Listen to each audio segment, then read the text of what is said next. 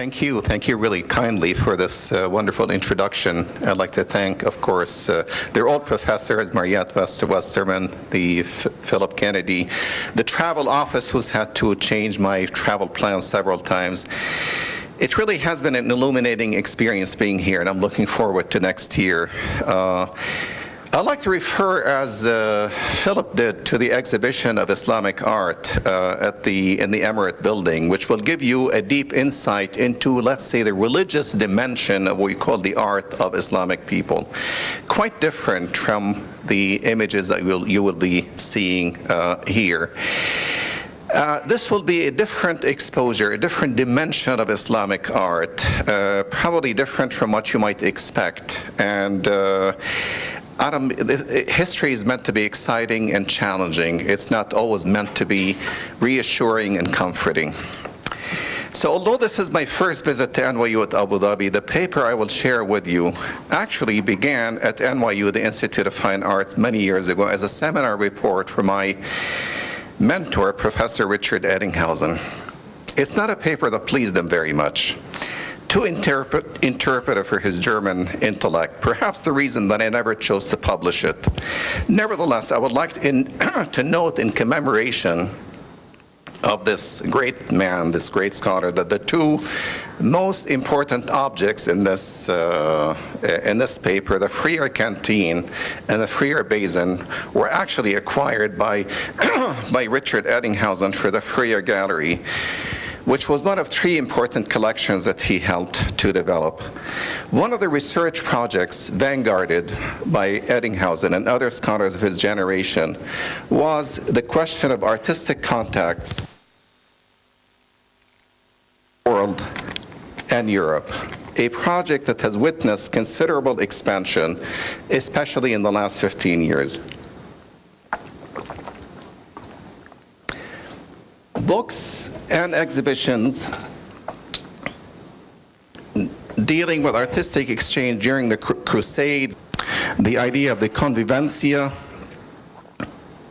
the rapprochement in Spain between the Muslims and Christians, Venice in the East, the world during 1492, the Ottomans and the Habsburgs, and especially Orientalism have become quite commonplace. But it is important to recall, not simply for nostalgia, that their seeds were planted in an earlier generation. There's no denying, of course, that all aspects of this project have been considerably critiqued and deconstructed by the pivotal theoretical studies of Edward Said and his critics, many of whom, or some of whom, dealt with the visual arts. But their far-ranging discourses on Orientalism, colonialism, or knowledge and power, and even decorum and distinction, sit uneasily with earlier discourses that dealt with more basic questions of visual correspondence, influence, and legacy of Islamic art in Europe.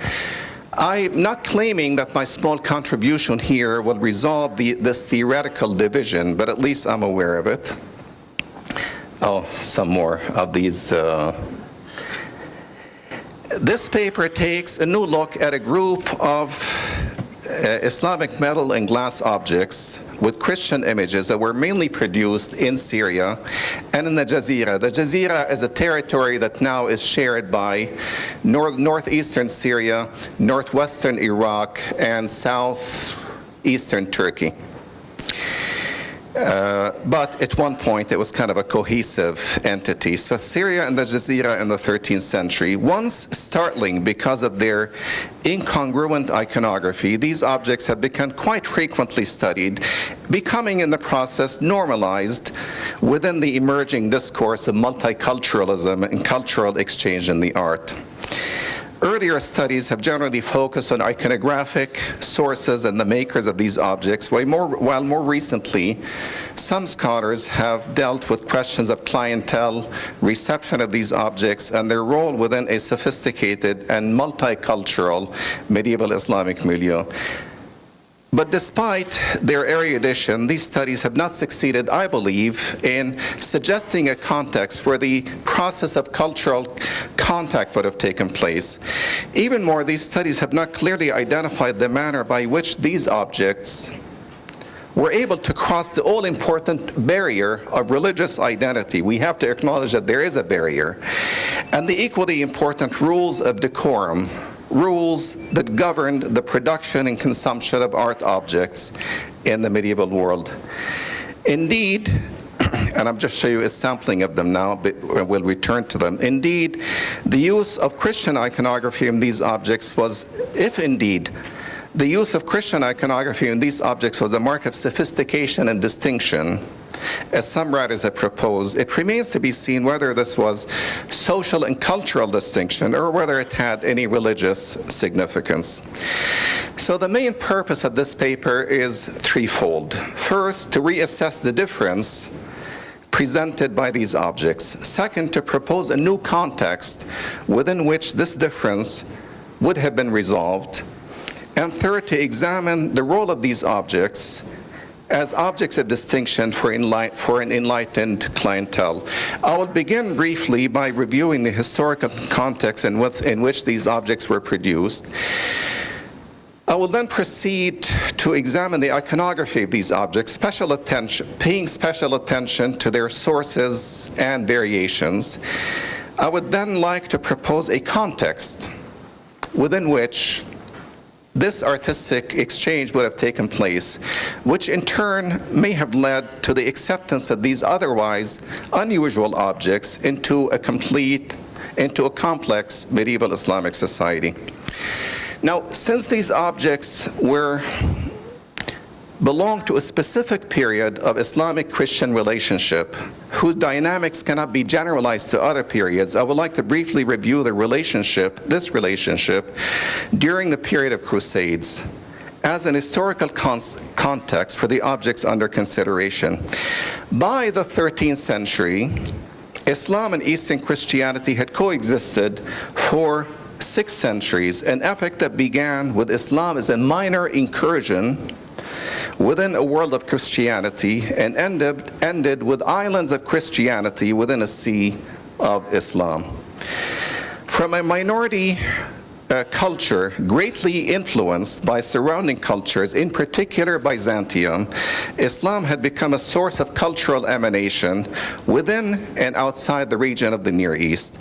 It seems reasonable, I think, therefore, to divide the 6 centuries from the 6th to the 13th century, from the 7th to the 13th century, of Islamic and Christian contact into 2 unequal periods divided by the Turkish invasions and the period of the Crusaders in the 11th century.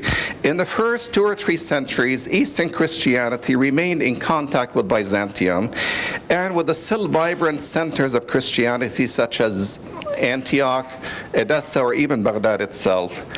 The continued vitality of Eastern Christian communities is well attested by their tolerance and support by the Abbasid and the Fatimid caliphates, and this is a Fatimid bowl that shows a deacon holding an incense burner in it from the Fatimid period.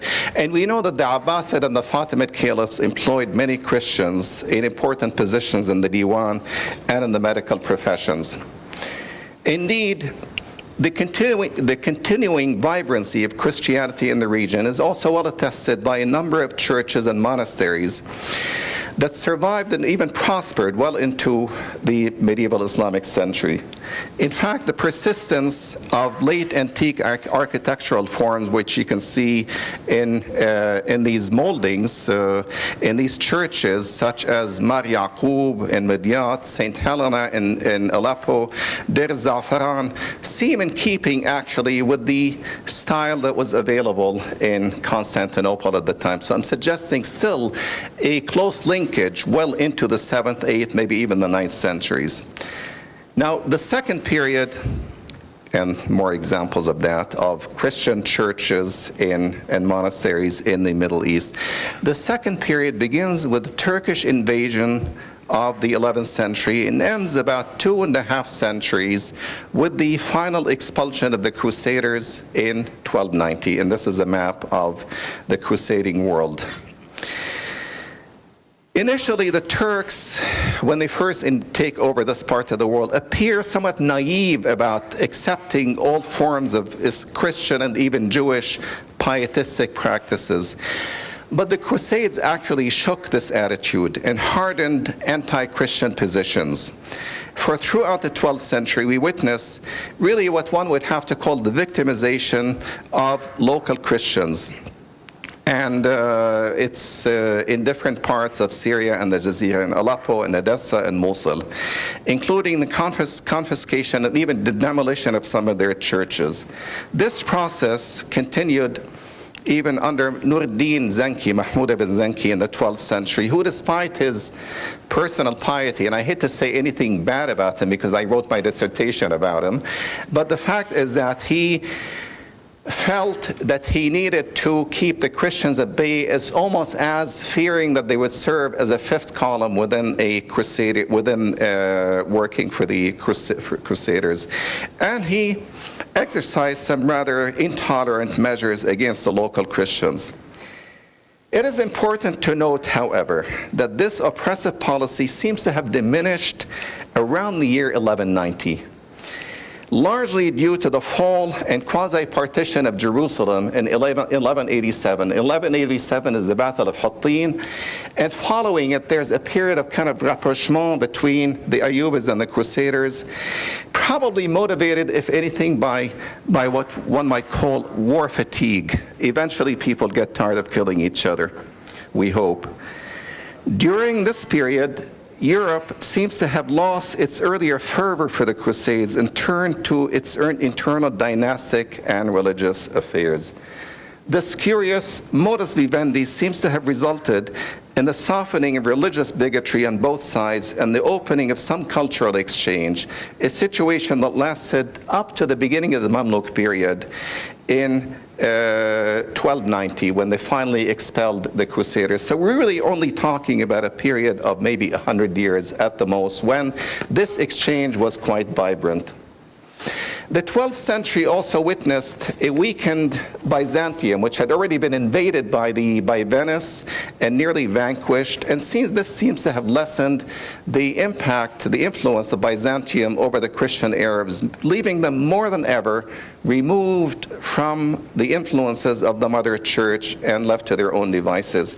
And I think we can see this degree of isolation of Eastern Christianity in the very regional direction that local Christian architecture takes, so that it appears almost indistinguishable from local Islamic architecture, as you can see from these two examples, the upper one from a Christian church, the lower one from a mosque, or in this later example of which has been painted with these hideous colors. So the point that I would like to make here is that looking at the architecture, there's a great deal of similarity in the 12th century, 13th century between Muslim and Christian art. Let's now turn to the objects. The repertory of metalwork objects with Christian imagery consists of about 18 pieces, made exclusively of brass that is inlaid with silver, and the majority of them were made in the first half of the 13th century in Syria and the Jazira. In terms of shape, the objects conform to the typology of objects known in the period. We have pitchers, basins, bowls, candlesticks, incense burners, and a famous canteen. All of them display a mixture of secular and quasi-religious figural themes. And as typical of Islamic art, they're surrounded by vegetal, geometric, and calligraphic designs. And they're, of course, to be found in many different collections in the world. With the exception of the freer canteen, which we will look at later, and to some extent, a few other objects, the Christian images tend to be abbreviations of well-established iconographic themes from the Gospels: the Annunciation to Mary, the Madonna and the Child, the Nativity, the presentation in the temple, entry into Jerusalem, and the Last Supper. Scholars have noted that, and I show you other examples here of them. For example, this is, you see horsemen below, and above there's an image of the Madonna and the Child with two angels. And once more, from the same object, this is supposed to be the raising of Lazarus, one of the miracles of Christ. Scholars have noted the stylistic and iconographic affiliation of these manuscript pieces with Syriac, of these metalwork pieces with Syriac manuscripts. And I show you one of these Syriac manuscripts.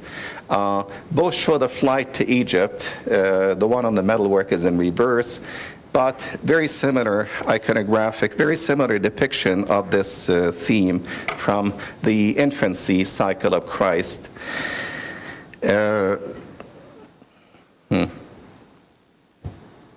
This is somewhat in the wrong place. In any case, if we look at this object, oh yeah, I have it here to show you that this is the freer canteen to which I will return. But there is a depiction of the Annunciation to Marion. As you see, it's almost identical to what one would find in these locally produced Eastern Christian manuscripts that were in fact produced in the same time, in more or less in the same places, in the same monasteries that are located very near to the place of the production of these objects. For example, this image of the Virgin called the Madonna and the Child, who's seated on a throne with two angels flanking her and angels below, two saints flanking her and angels below her throne and above her. An image that is often called the Virgin Hodegetria, the one who shows the way, is to be found, is very similar, very typical of Eastern Christian iconography in this period. Some have also noted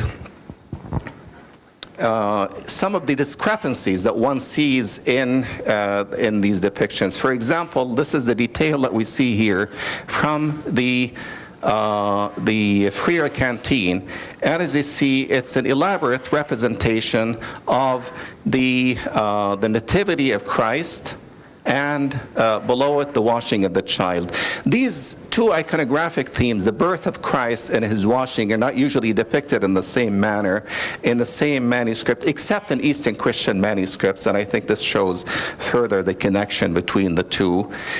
Here we have the presentation in the temple, again from the infancy cycle of Jesus Christ, a Jewish custom where the child is actually offered to the temple, and then in fact he's repurchased from the temple, and as you see, the similarities are really quite striking.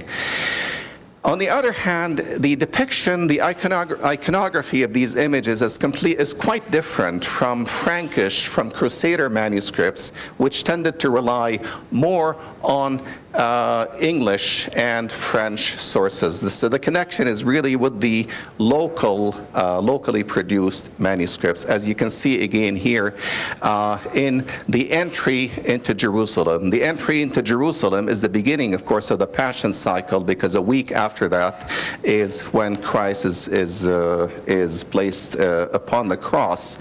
And as you see here, he's riding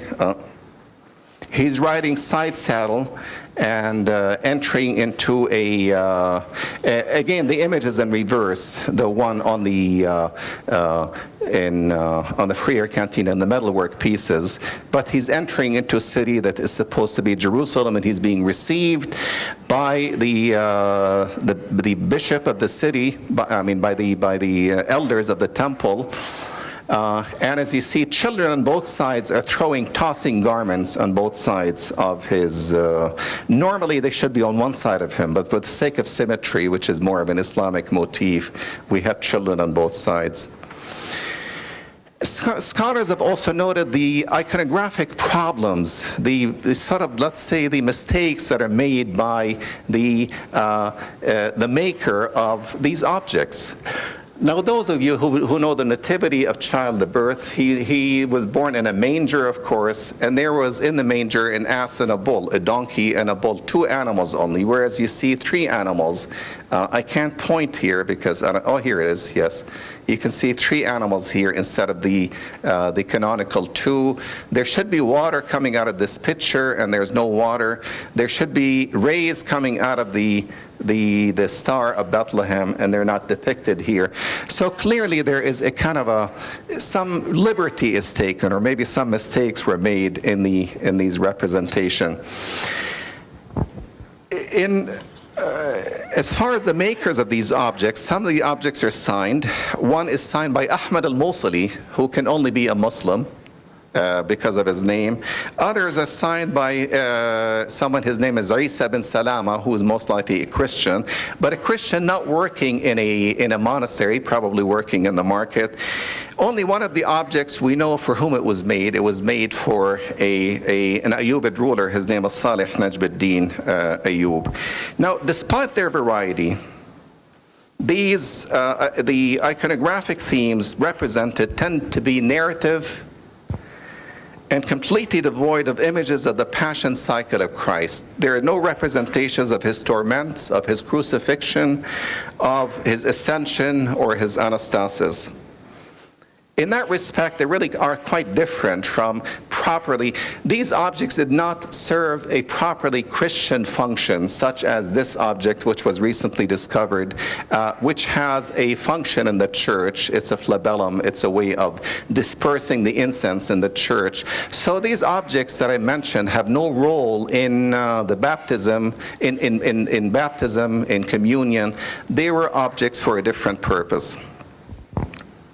So like I said, they tend to be devoid of images that represent the passion of Christ. In other words, the Christian's themes tend to stand, say midway between Christian iconography and the Muslim appreciation of the prophetic and noble qualities of Christ, of Jesus Christ. Now, expanding on this idea, some scholars have proposed that the Christian imagery on these objects serve both as signs of Muslim and Christian rapprochement and as marks of privilege and distinction, since the appreciation of the ideal qualities of Jesus would have appealed in this period to both Arab and Crusader sense of chivalry.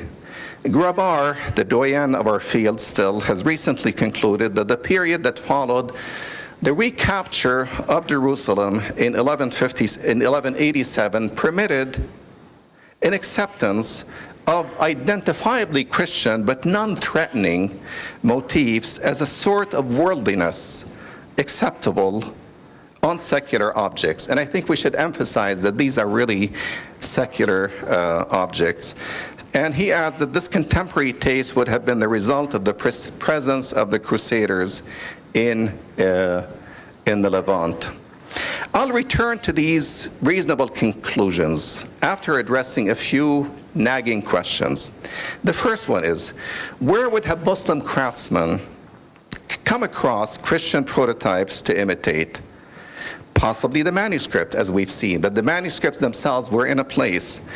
How did these images become so accepted, so normalized as to be placed side by side with images of the princely cycle, such as riding horses, playing polo, drinking, listening to poetry in the garden, or within even Arabic inscriptions that mention the word of Allah sometimes?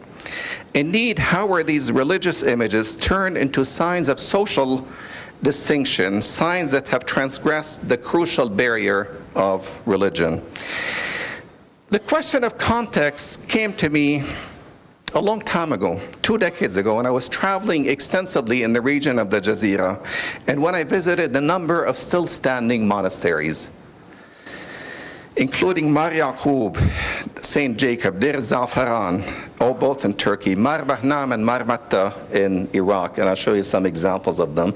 This is really the most elaborate of them, the most beautiful. I feel that these are testimonials to the continuity of Eastern Christian communities under sometimes quite adverse conditions.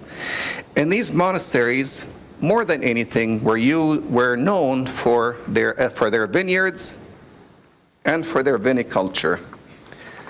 In fact, viniculture, the production and the consumption of wine may have been their main raison d'etre.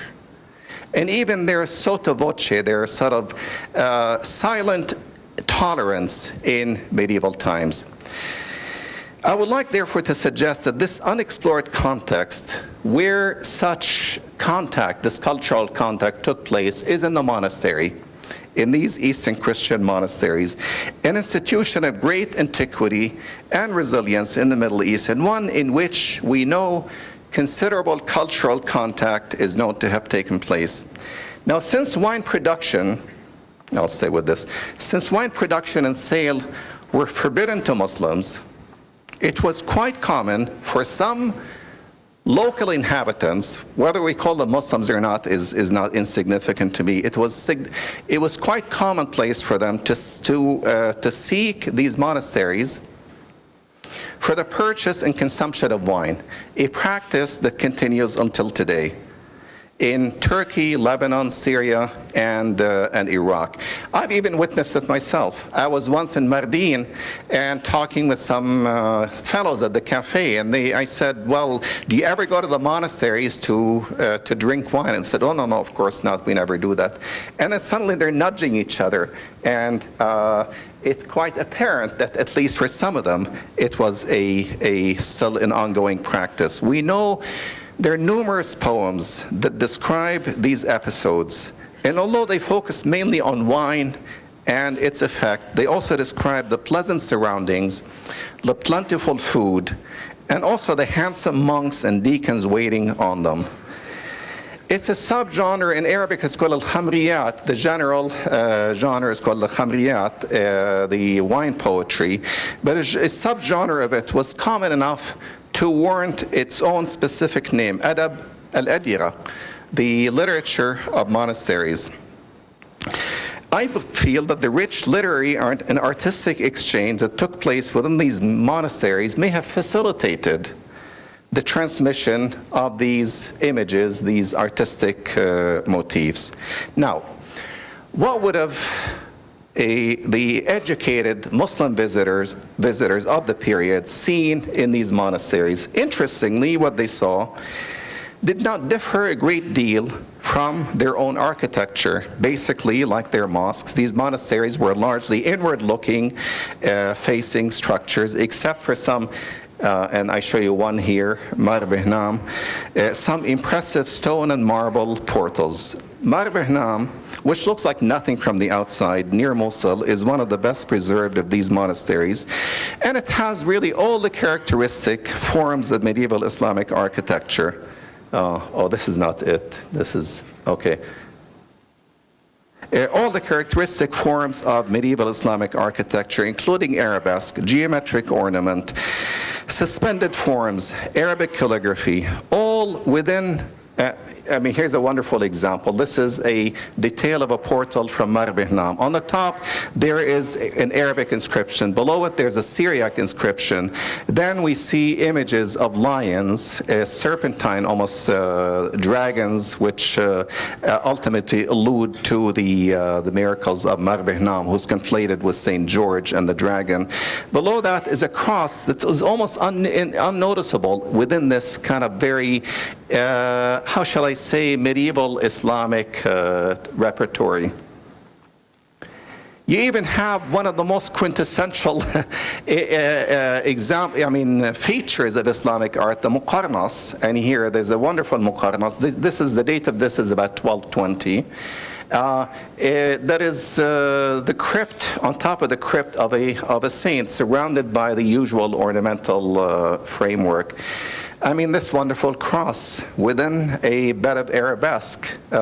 It's almost lost within it, but it is there. It is a cross in a niche in this. So the coexistence of Arabic and Syriac inscriptions, arabesque ornaments surrounding crosses, and a muqarnas vault surrounding a saint's tomb all attest to an architectural culture that has long transgressed religious divisions.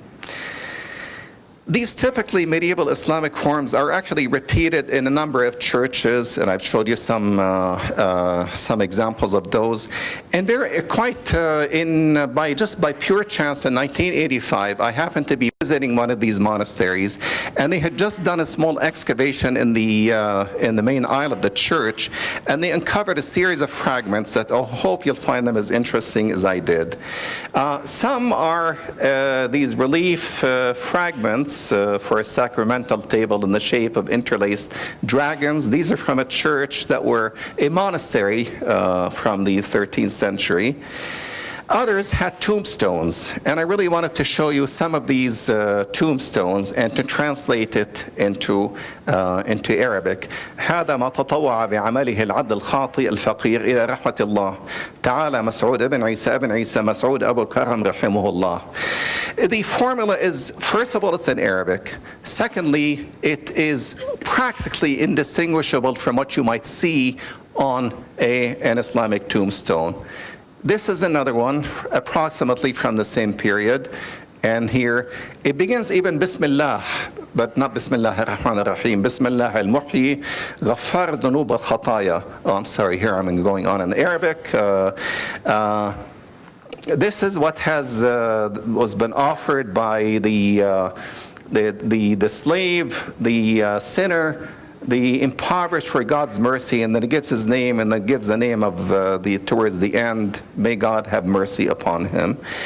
This one is especially interesting because it even gives the date in the Hijri calendar. It doesn't even give the date in the Gregorian calendar. Towards the end, it says he died on Tuesday, in the 20th of Jumada al-Ula, in the year 702. And it again begins with Bismillah. Some say ad-dunya faniya wal-akhirah baqiya, which is the present world is vanishing and the afterworld is everlasting, which is a formula that you find on many Islamic tombs. Yes. In fact, the most common theme that what we have in these churches is often a series in relief sculpture of saints that are enclosed within this continuous molding. And I have here a detail of one of these saints. And as you see, it's very closely related to the depiction of the saints on these metal pieces. Next in popularity is the scene of Mar-Behnam, who's conflated, as I said, his history with St. George and the dragon, and here he's shown on a horse, depicted very much as you would find him in an Islamic piece of pottery or metalwork, and he's spearing a dragon in the shape of the devil below him. In fact, the same church has a plaster sculpture, this is north of Mosul in Iraq, that shows St. George, and here below he's spearing the dragon, and up above he's in a state of ascension. He's at a basket and he's being taken up to heaven. And as you see, he's completely surrounded by beautiful Arabic calligraphy. That in fact, if you can read it, it says, Rahimahullah ta'ala, up on top. So clearly we are among a Christian population that is breathing the same air, depicting the same images, reusing the same very similar architectural forms as in Christianity, and this is the quintessential example. Okay, I'm departing from my text, but I will come back to it. So in other words, the architectural tradition I showed earlier is also reflected in a kind of a shared figural tradition. I haven't shown all the examples that really show this connection, but at least we've seen saints within arcades, a mixture of secular and religious themes, the use of contemporary Islamic ornament, the use of Arabic inscriptions, all within a Christian context. So dressed within an Islamic garb, even such typically Christian symbols as the cross or images of saints might have appeared more palatable to a Muslim observer. These similarities therefore reaffirm the shared architectural, ornamental, and figural language between Islamic and Eastern Christian art in the Middle Ages. Similarities that speak of a shared culture that seems to have developed towards the end of the Crusades.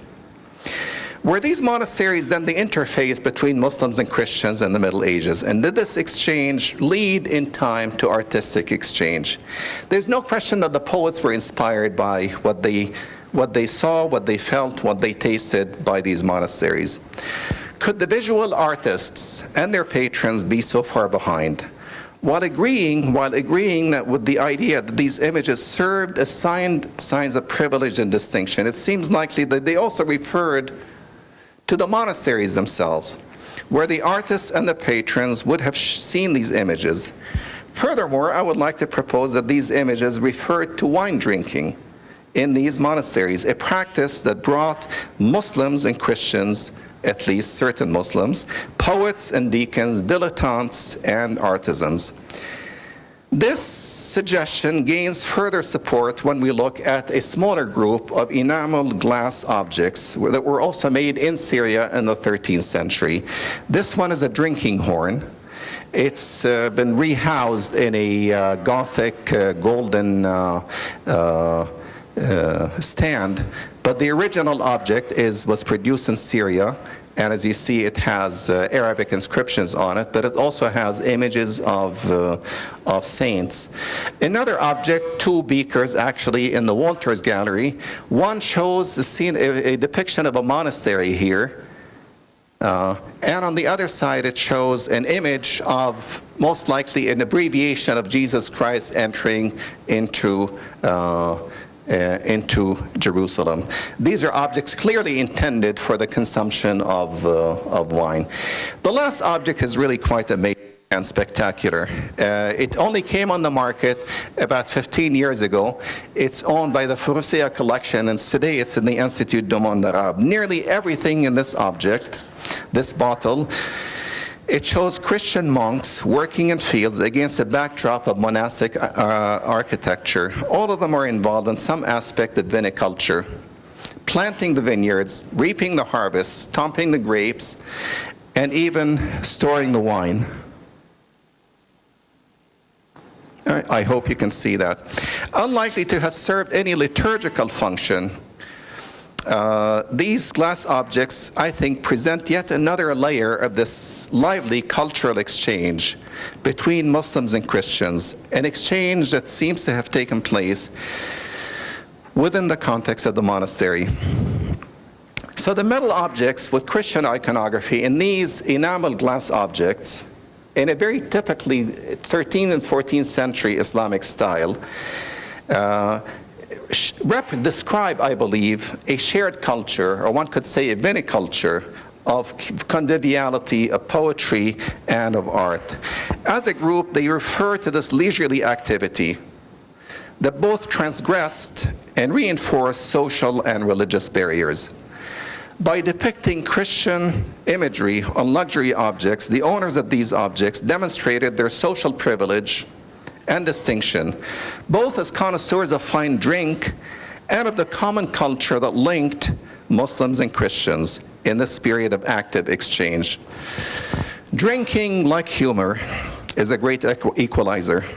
They both break down social and even religious barriers and make us at least momentarily connected. But there's an element of appropriation here as well.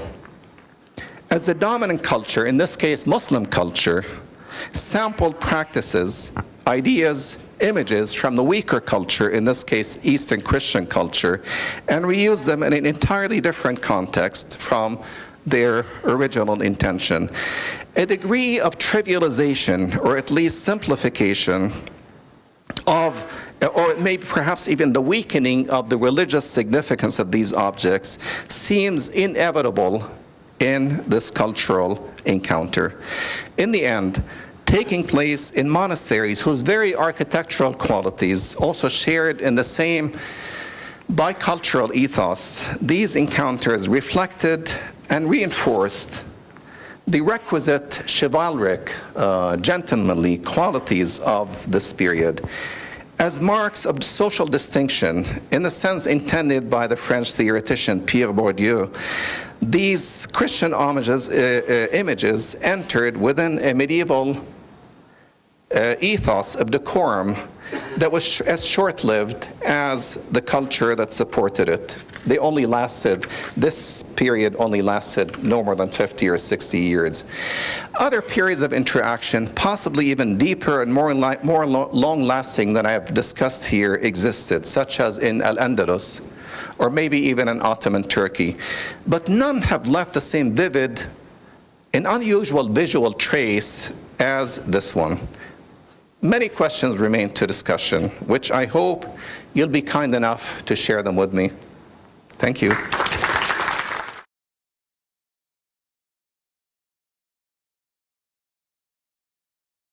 It's interesting to see the depiction of Christian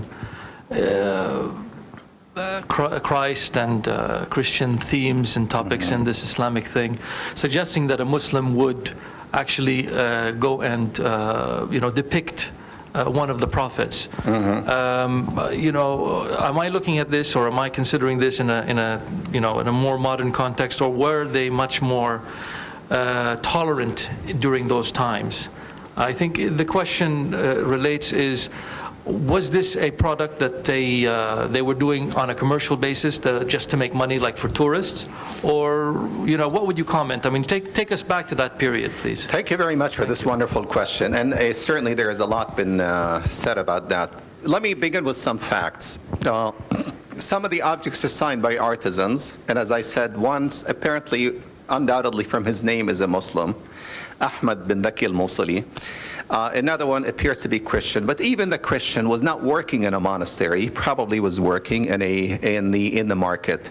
Now, as far as the clientele, unfortunately, only one of the objects was intended, the basin, for Salih Najm ad-Din Ayyub, who's a well-known, one of the last of the Ayyubid rulers, and one who is known to have had a great deal of rapprochement, connections with the Christians. I believe the Canteen, the large piece, this one, that is on the screen, most likely was a royal object. And it's so unique in its form, so unique in its iconography, that even without the name of a patron on it, I would imagine that it was not simply made for the market. Now, other objects, other of these pieces, and let's be clear, 18 objects with a kind of a similar repertory is a relatively sizable number, because you imagine only maybe one of 100 objects from that period would have survived to stay with us. I think some of them were probably made in the market, and I think some would have just had the ones with the repetition of arcaded saints. I think were made in the market, and I believe, okay, in terms of why would they be acquired? Let's say by a Muslim client, I think it is because in this period of rapprochement, of contact between Muslims and Christians, especially in this period of hiatus when there was much less warfare taking place, because after the liberation of Jerusalem, in fact, it was negotiated. It became a kind of an international city for a long period, until the Mamluks came later with Zahir Baybars and eventually gotten rid of the Crusaders. So it's in this period, I feel, that it seems likely that an enlightened, or let's say a Muslim client with these worldly inclinations would have wanted such an object in his possession. But I think many of them were actually made in the market, yes. There are several prophets recognized by Muslims back in the Old Testament as well as Jesus. Yes. Is there any iconography that you've identified for some of those other prophets, recognizing that they would be considered equal with Christ? That's another wonderful question. Not on these metal pieces. Now there's a genre of manuscripts called Qisas al-Anbiya, the histories of the prophets. And these begin As a genre of manuscript, they begin, okay, the text itself is known. The text of the stories of the histories of the prophet is well established, and it builds up on the histories as known in the Quran, and it elaborates them further. And under the Persian influence, the Timurids in the south of it's become even, these histories become even allegories of, let's say, of mystical ascension. Now, as far as representation, there are some manuscripts. There are manuscripts, especially from the Mongol period, from the late 13th to the 15th century and beyond, that do show representations of Abraham, of Ezekiel, of Joshua. The whole series of them are represented, sometimes with a full face. In later period, the face is covered.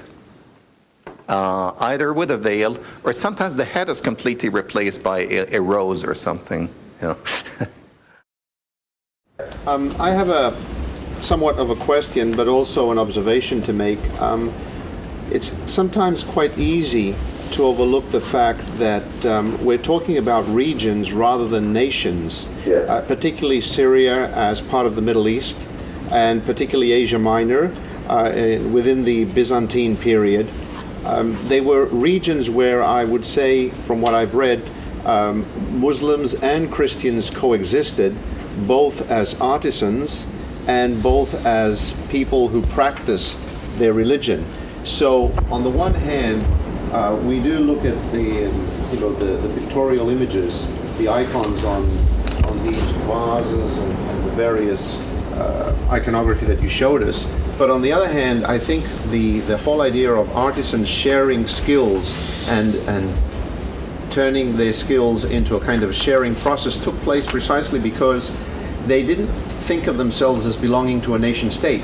They thought of themselves as belonging to a region, and I think a kind of a prevalent example that still holds true is the fact that in Jerusalem you have the three great faiths of the world, being Christianity, Islam, and Judaism, in a sense having their holy sites in one very, very small region. Yeah.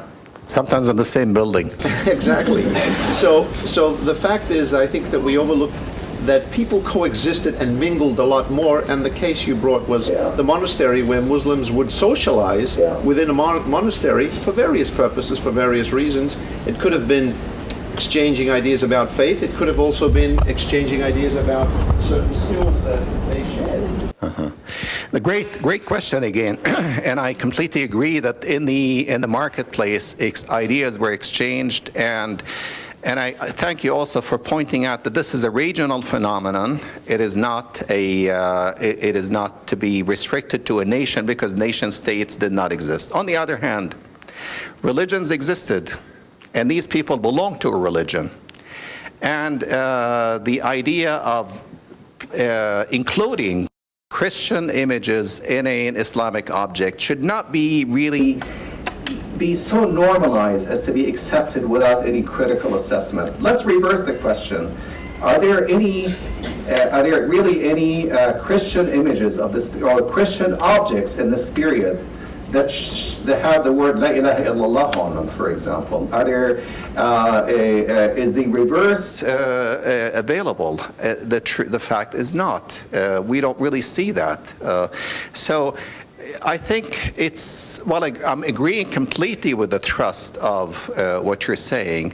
I would like to once again reassert the difference embodied by these objects. They really are quite significant because of their difference. They're different within a body of well-established Islamic art that for many centuries included images of chivalry, of polo playing, of inscriptions and so on, but only in this period of maybe about 70 years or less do they include these Christian images. And that's why I feel it is somehow a response to this last episode of the Crusades, when I really feel that both the Christian and the Muslim side had bigger fish to fry they're done with fighting and killing each other, something that we hope to happen in the Holy Land today.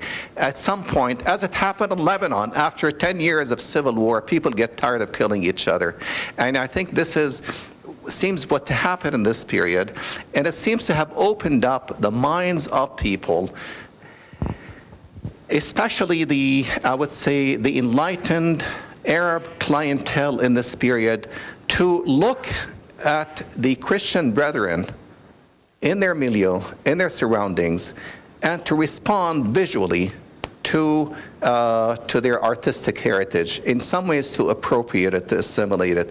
So I agree with you. I just want to place it in kind of a geographical and historical specificity. Yeah. Because you were mentioning Syria. I believe there's a particular region in Syria where they speak New Testament Greek up to this day. Syriani, yeah. And in fact, in Deir Zafaran and Mar Yaqub, which are in Turkey, they speak fluent Arabic still, and they speak Syriac.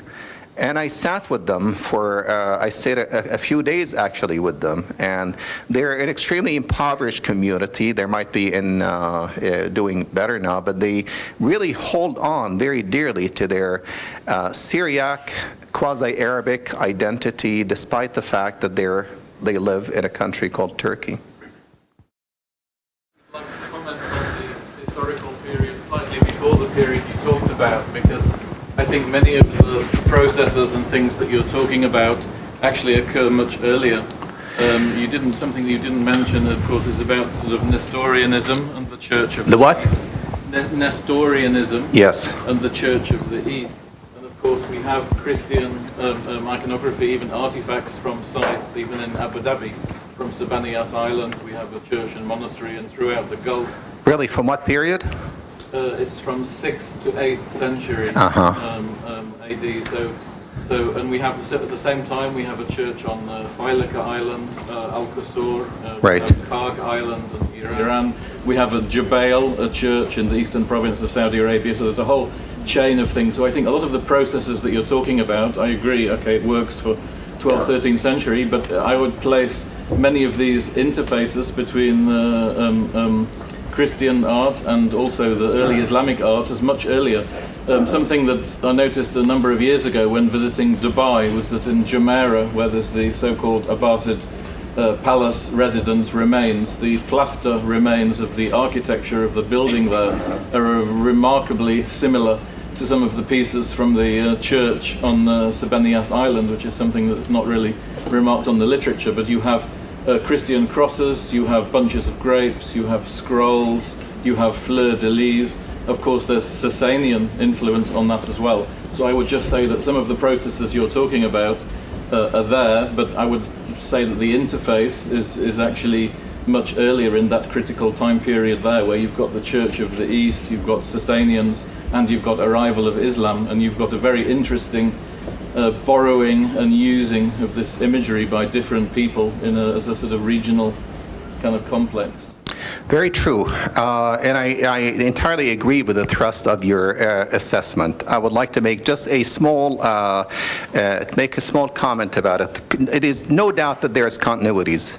In 6th to 7th, 8th centuries, up to the 9th century, there's some vivid continuities. The Abbasids, for example, all their physicians, the Bakhti Shur family, the Bakhti Ashur, as in Arabic would be Hibatullah, all their doctors were of Christian origin. Many of the ministers of the Fatimids, in fact, were Christian until Al-Hakim turned against them.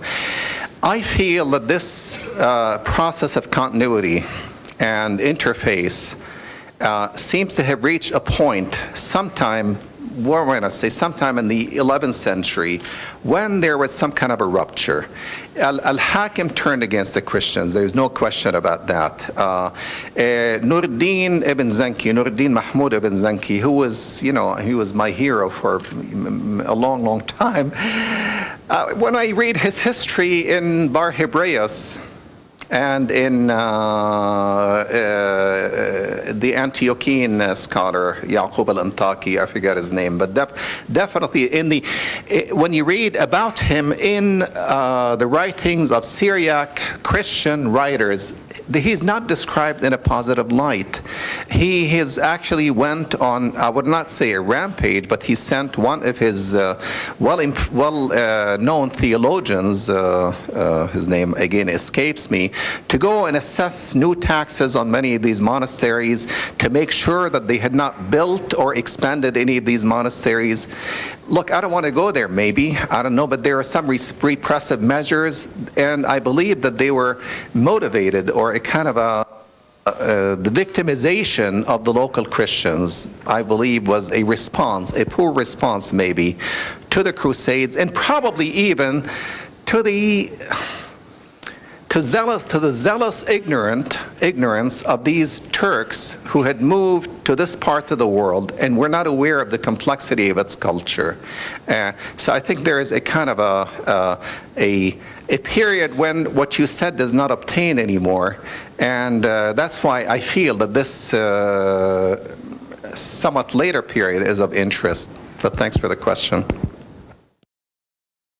Doctor, just Yes. Could you expand on what sort of language was spoken in Syria when it was under Byzantine rule? Okay. I mean, can you just expand on the differences between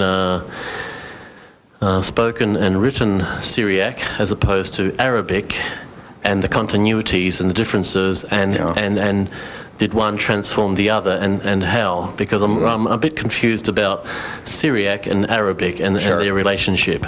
I feel like I should have Sebastian Brock with me here, but he's a wonderful And what scholar. language did they speak under the Byzantine Greek Empire? I mean, in the Byzantine Greek Empire, I think the main language, the spoken language, was Aramaic into Syriac, because Aramaic is pre-Christian Aramaic, and then post-Christian Aramaic is Syriac. So I think the majority of the population probably spoke Syriac. On the other hand, Arabic had already made considerable incursion in this period. If we read Irfan Shahid, there's no question that as several centuries before Islam, Arabs had begun to settle. So Arabic was spoken, Syriac was spoken, Greek was written.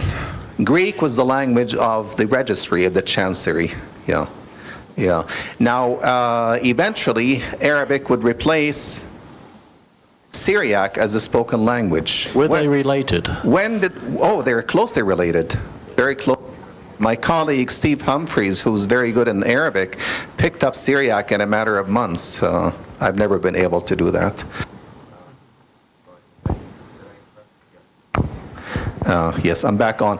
As far as the switch from written Greek to written Arabic for the chancery, we know that it happened decisively during the reign of Abd al-Malik bin Marwan, who mandated that under the Umayyads, all the records, all the coinage would be struck in Arabic.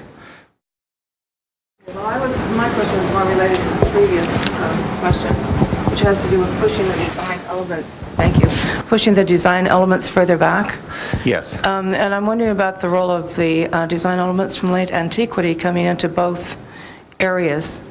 It is the case, too, of course, that it's not only that the influences you find there in the area that you're talking about, but also in Europe in the 13th century. Sure. With it coming the other direction from the east to the west. But again, I'm more concerned about some of the late antiquity. Elements coming through. Yeah. I mean, the heritage of Islam and Christianity is definitely in late antiquity. There's no question that early Islamic architecture, if you look at the Dome of the Rock, for example, the Great Mosque of Damascus, which everybody here should see, is a pitch for Damascus, my original hometown. I think when you look at it, you're definitely in a world that speaks of Byzantine late antique architecture, as does early Christian churches, early Christian churches in Ravenna, even as late as San Marco in Venice. There is no question that there is a common heritage. At some point, there's a divergence. Each culture, each architectural tradition emphasizes certain features and omits others. In Europe,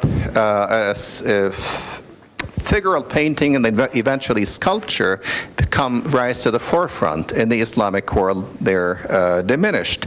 And eventually, of course, there are architectural differences. But you're absolutely right that there is a connection here. I'll give you a moment. No, that's right.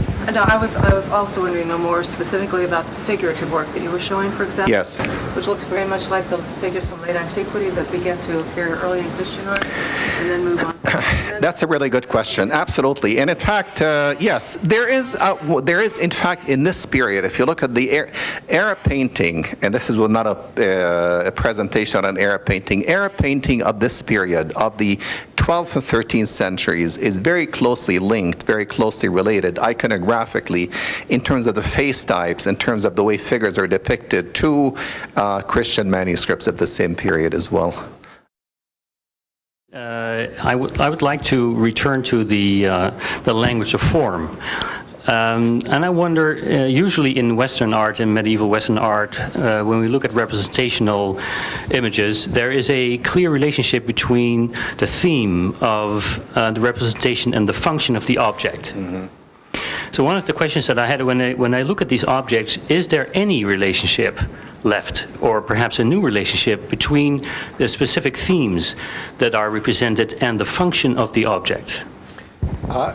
There's certainly no Christian relationship. There is no liturgical Christian relationship, and that's, I think, what I was trying to emphasize. Is there any kind of a relationship between the figural iconography or the whole design and the function that it is supposed to have? Probably nothing beyond what we call the princely cycle, the representation of the pleasures and the pastimes of the sophisticated, well-to-do, enlightened clientele. These were not objects. These do not represent all the objects that were done in this period. In fact, there is a picture in the exhibition of Islamic art that is currently in the Emirate Palace that is exactly the same shape, the same technique, but is completely ornamental. It does not have a single figure on it. And in fact, it is signed and dated and attributed to one of the Ayyubid rulers. So I think there was a question of choice in what one would choose to have represented. But I could not really take it beyond to say, did it have a specifically Islamic function or a Christian function? I think it had a kind of a generalized cultural function to distinguish, to demarcate the owners of these objects as sophisticated, distinctive, distinguished people who also, at least this particular group who wished to acquire these objects, were willing to extend themselves to appropriate or to assimilate some ideas from Christianity. But like I said, there is almost, in this period of cultural contact, in the way the Christian images are used here, there is an element of appropriation, possibly even trivialization. I mean, this is not something that would entirely please the poles of both sides, whether a fundamentalist Muslim or a very extremely observant Christian. These objects are liminal; they fall in between. So with these, let's say, the choice of motifs, would that be have been determined more by their decorative potential rather than their thematic associations?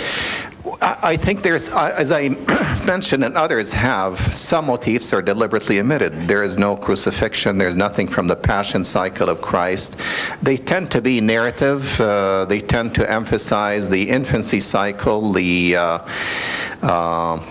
some of the miracles made by Christ.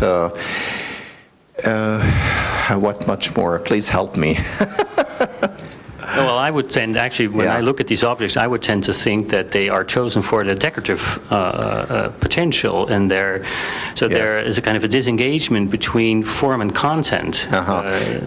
I mean, certainly they're decorative, but why choose Christian motifs? Why, in the vast majority of objects in this period, they're either completely ornamental, or they would show scenes of polo playing, of hunting, of drinking, a lot of drinking, of sitting in a garden and listening, of receiving guests, of the enthroned ruler. There's a very large repertory that was done in this period, whose primary intention was to exalt the owner of these objects.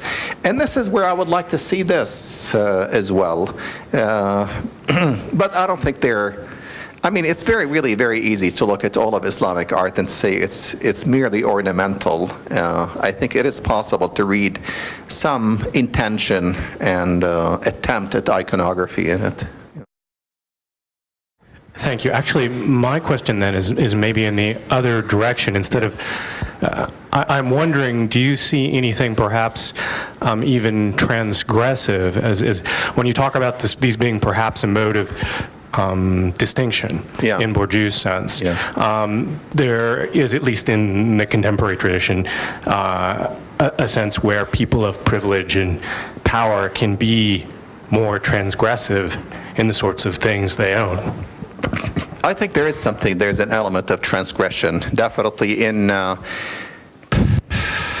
of course, their choice, the choices that they've made, which to me also reflect the kind of, not just their worldview, but probably even the practices. Once again, I would like to relink them with the monasteries and what took place in the monasteries, which was basically most Muslims went there really not for worship, not for the veneration of saints, although sometimes they did. But in the majority of these dilettantes or these not very observant, obviously, people of Islamic background, they went there for the purpose of drinking. Now, is there something transgressive? I think there is. I think there is, I would say that there is something that made the owner of this object, both a man of distinction, but also maybe slightly avant-garde.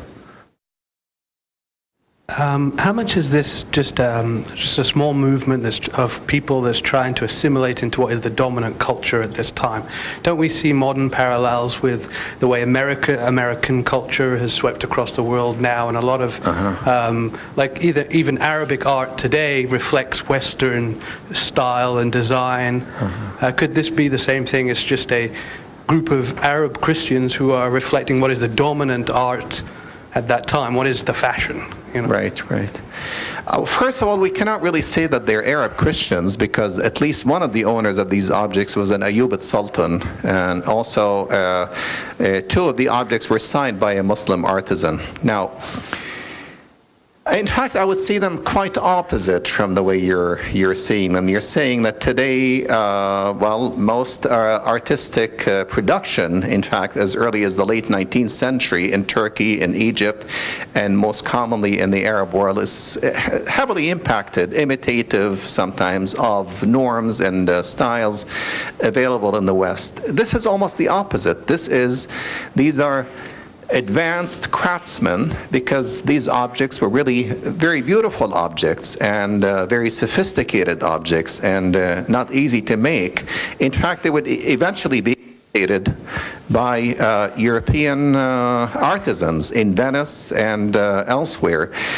So I see this as almost the opposite. It's the Islamic culture, visual culture, artistic culture that is assimilating, appropriating, sampling components, elements from a weaker culture at the time, that being of the local Christian community. And probably there is something in it also of a challenge, I would say, to the Crusaders, that is almost proposing that, yes, you came and you think that you've introduced Christianity to us, but it's always been here. Could be that.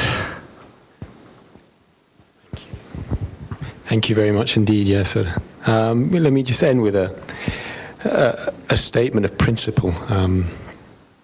your talk was about connections, whether they be in Ayyubid times and or indeed much earlier in Abbasid times, but there were connections there clearly shown and evinced. And I just want to say that we at the Institute very much like the idea of connections and making connections. And I'm very grateful for the connection you made with the audience today. I think you gave a wonderful talk and you fielded the questions beautifully, despite what you said.